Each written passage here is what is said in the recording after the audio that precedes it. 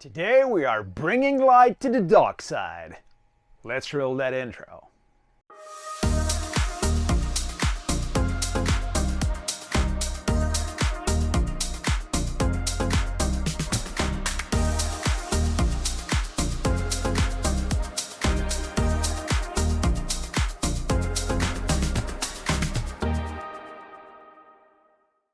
Hey guys, this is Eric, and today we are doing a modification to the RV. When I was saying in the intro, when I was bringing light to the dark side being the two cabinets on each side of the bed here on the master bedroom.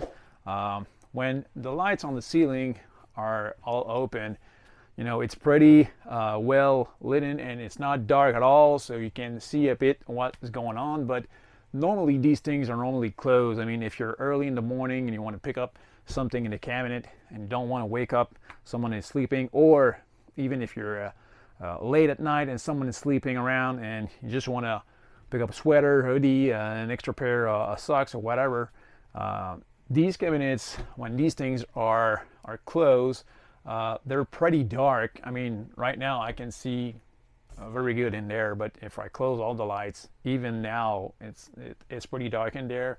They're pretty deep as well, so it's pretty hard to see what's going on in there. Right now we have some temporary stuff like that. We're putting our clothes. We're planning on adding shelves in this, but the plan is to basically add LED strip inside of the cabinet so that when open the door, it lights up the inside and we can clearly see what's going on in there and grab what we need to do. The initial plan was to go with the initial idea was to go with something like this, which is LED strip that you can buy on Amazon, that you can stick. There's a removable thing on the back and it sticks, and it's connected to a little box like that, which it's working good. I mean, there's a little switch here. It opens up the light. The thing is, it's working off 3 AA batteries, which I wanted to cancel because I didn't want to have to deal with batteries. I didn't want to have to think and have to deal with changing batteries when they're dead, or having to think about removing the batteries from the box during winter so that they don't leak into the box, because obviously once battery leaks into these little things, it's pretty good for garbage. So I wanted to have something permanent connected to the 12-volt battery, so that even when we're not connected on the grid, it can work off the battery, just like the ceiling lamp that are all LEDs connected to the 12-volt batteries. So I don't want it to have the same setup for the inside of the cabinets. It's not drawing a lot of power. It's not something that's going to be open obviously 24/7. It's just going to be open when we open the door, grab our stuff, and close the LED back. So I'm going to try to guide you and show you every step that I'm going through to install these, and at the end we will look at the final result and hope that it will be looking good. All right, let's get to it. So just to give you an idea of the before, I've closed all the ceiling light in the bedroom. We are daytime as I'm shooting this. The shades on the window are closed, but there's still a little bit of light coming in, and there's a light that is open in the kitchen area behind me. But just to give you a quick idea of how it looks right now, when we open the door, as you can see, it's pretty dark in here. You see that glimpse of light coming in from the back, the light that is open in the kitchen. But other than that, it's pretty dark. So that gives you an idea of how it is before, and we will be able to compare with the setup install. Okay, so first step for me was to find a source for the 12 volt so I can connect the wires for the LED strip. First option that I found was those USB plugs that are on each side of the bed on the sidewall of the of the RV. But that would force me to run a wire from this in the wall, down to the wall, down in the compartment underneath the bed, which is basically the pass-through storage of the RV. Get a wire out in the corner there and use something to hide the wires so it doesn't look too much like a mess. Come out in the corner of the cabinet there and run the wire to the front to be able to connect the LED on each side. So it's not the best solution for me, because obviously we would have an exposed wire, even if it would be hidden with something. It would be something that would be apparent, that would be showing up in that corner. So I found another solution, which is connecting straight to the light fixture on the ceiling. Basically removing this, accessing the wires that are connecting the LED on top there, and run a wire in the ceiling so it won't be showing up right into the corner of the cabinet here inside, and then do the connection that I need from the inside. So that will be much better looking. Obviously no wires showing up anywhere. There will be wires inside the cabinet, but obviously we won't be seeing them, especially when the door will be closed. So this is what it looks from inside the cabinet. So as you can see on the corner there, where that little portion here where the wood stop, this is where I plan to drill a little hole toward the inside of the RV, just a little bit bigger than the wire, and then do the connection from there and run the wire through the light in the ceiling. So next step is pretty easy. Obviously when we're working with electricity, you make sure you're disconnected from the grid. You disconnect the battery to make sure that you don't do anything wrong and mess up the system. So basically I need to remove these things. So the little plastic cap is just basically something that you have to turn. It gets off these little bracket here, so you can set that aside, and then there's just basically 3 screws that you need to remove.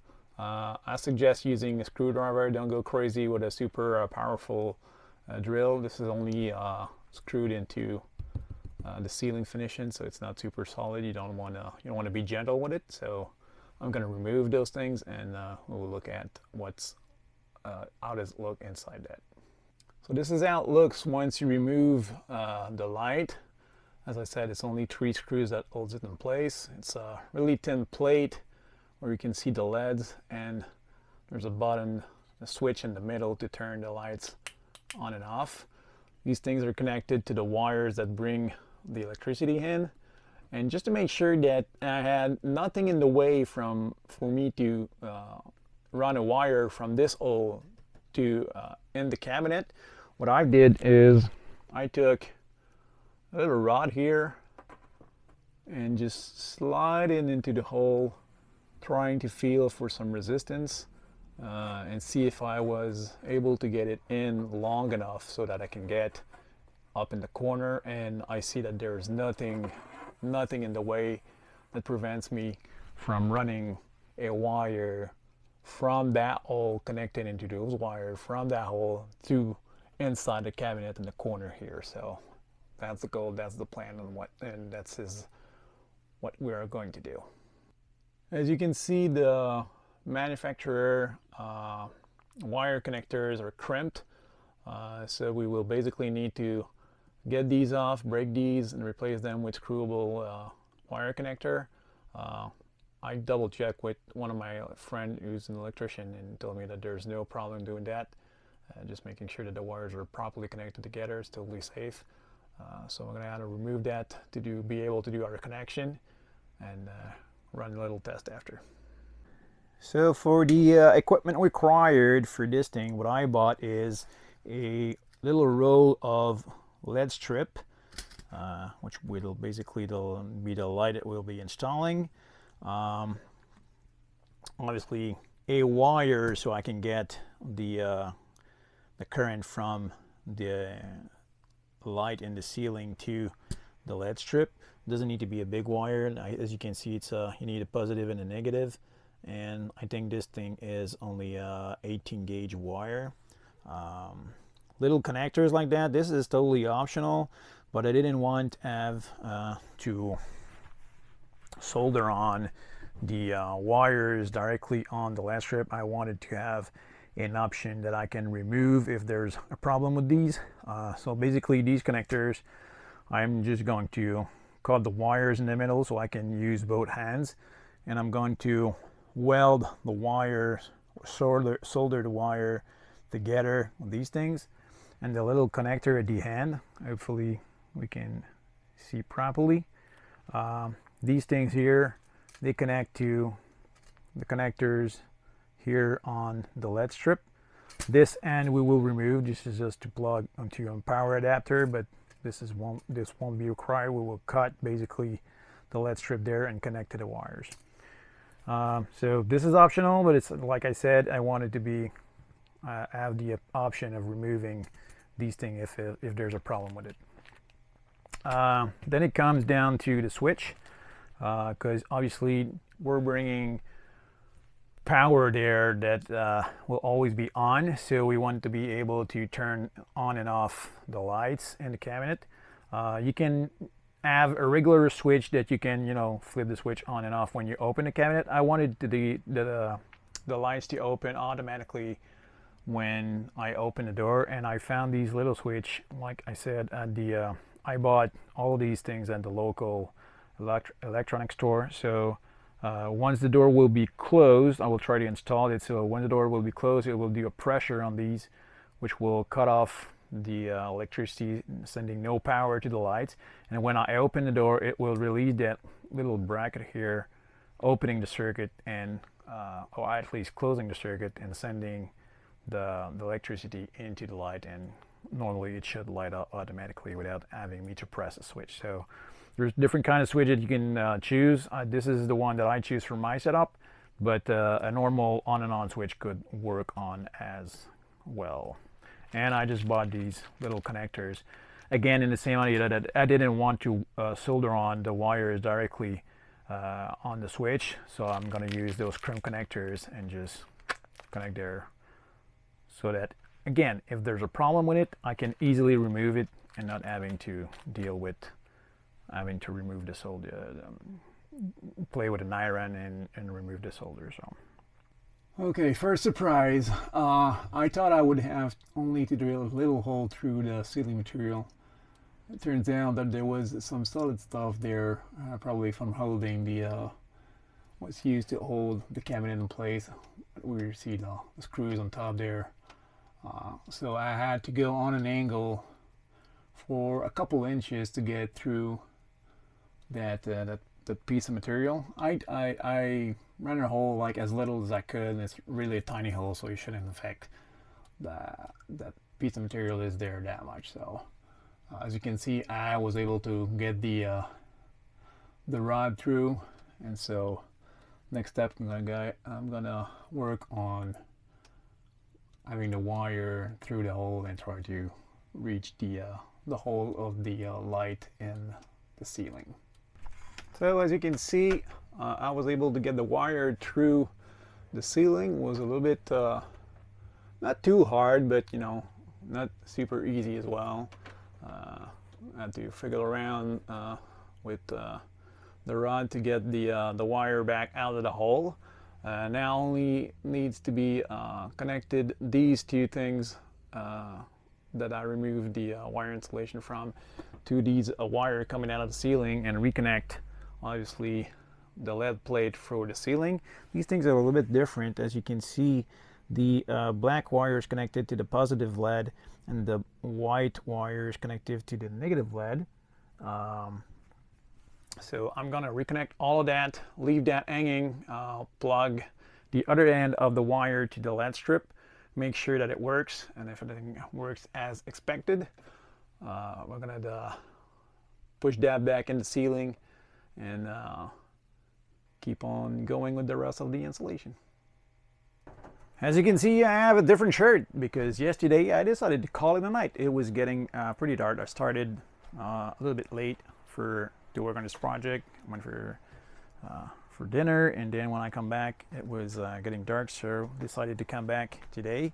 And so yesterday when I decided to call it a night, I just reconnected all the power, and when I came back today and started to rework on this, I was ready to cut the wire to its length in the cabinet. Totally forgot about cutting out the power, and when I cut the wire to length, obviously the fuse for the 12 volt in that area of the trailer totally tripped, broke. It's a 50 amp fuse. Good thing is I had bought this little case here, fuse, on Amazon. I'll put a link in the description. It has all the fuse that you can possibly imagine in all format, and all laid out in a nice little case. The only thing is this thing was brand new when I opened it. It was wrapped in plastic, and the hinges, the plastic hinges, was totally destroyed. So I just put a piece of duct tape to do a makeshift hinges. But good thing that I had that on hand, so I was able to quickly replace the fuse and keep on going with the project. Also, a little bit of a change of plan, because originally we were supposed to put one strip of lead on each side of the cabinet. We tested out, these things are super bright, much more than I thought they would be. So we decided to go with only one strip on one side. It will do the job, and it will light up the cabinet more than it needs to. So I will be, I already had the wires and everything to set up the second strip. That's how we tested out and look the differences between one or two strip. So I will keep that in case that these things doesn't work out, they broke, or there's something that I don't like about them, so that I can just remove the strip from the connector here. And if I ever put some that are less powerful, then I will already have that connector for the second strip. So I will keep that somewhere. But other than that, I will go ahead, proceed to the installation of the strip, and I'll show you how it looks after. All right, I finally got it done. I'm going to show you what it looks like. When I open the door, as you can see, the light opened automatically, and as you can see, compared to what I showed you at the beginning of the video, it's super clear inside. There's no problem finding whatever you need in the cabinet.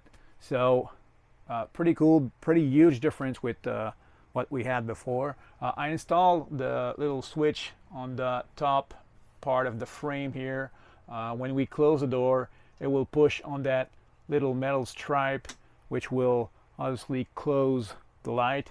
And as soon as we open the door, it releases that little lever there, which opens the light, and we allow us to see pretty good inside the cabinet. So